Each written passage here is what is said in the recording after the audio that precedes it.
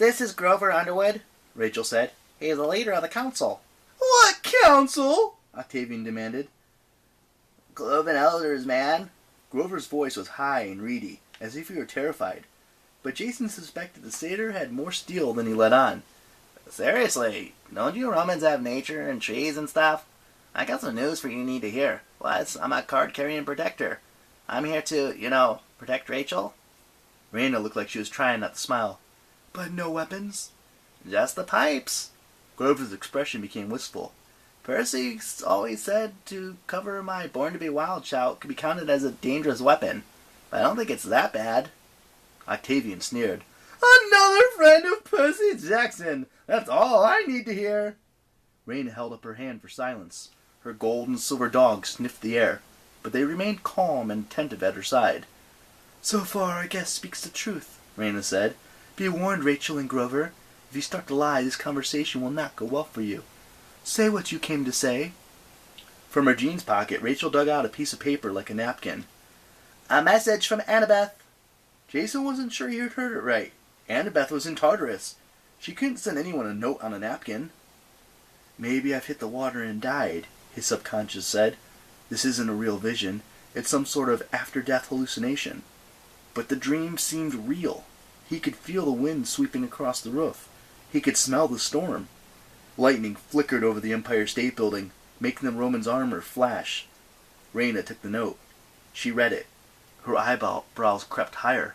Her mouth parted in shock. Finally, she looked up at Rachel. Is this a joke? I wish, Rachel said. They're really in Tartarus. But how? I don't know, Rachel said. The note appeared in the sacrificial fire at our dining pavilion. That's Annabeth's handwriting. She asked for you by name. Octavian stirred. Tartarus? What do you mean? Raina handed him the letter. Octavian muttered as he read. Rome, Arachne, Athena Parthenos? He looked around in outrage, as if waiting for someone to contradict what he was reading. A Greek trick! Greeks are infamous for their tricks! Raina took back the note. Why ask this of me? Rachel smiled. Because Annabeth is wise. She believes you can do this, Raina Avila Ramirez Arenio. Jason felt like he'd been slapped. Nobody ever used Raina's full name. She hated telling anyone what it was. The only time Jason had ever said it aloud, just trying to pronounce it correctly, she'd given him a murderous look. That was the name of a little girl in San Juan, she told him. I left it behind when I left Puerto Rico. Raina scowled. How did you... Grover Underwood interrupted. You mean your initials are R-A-R-A? Ra-Ra? Raina's hand drifted towards her dagger.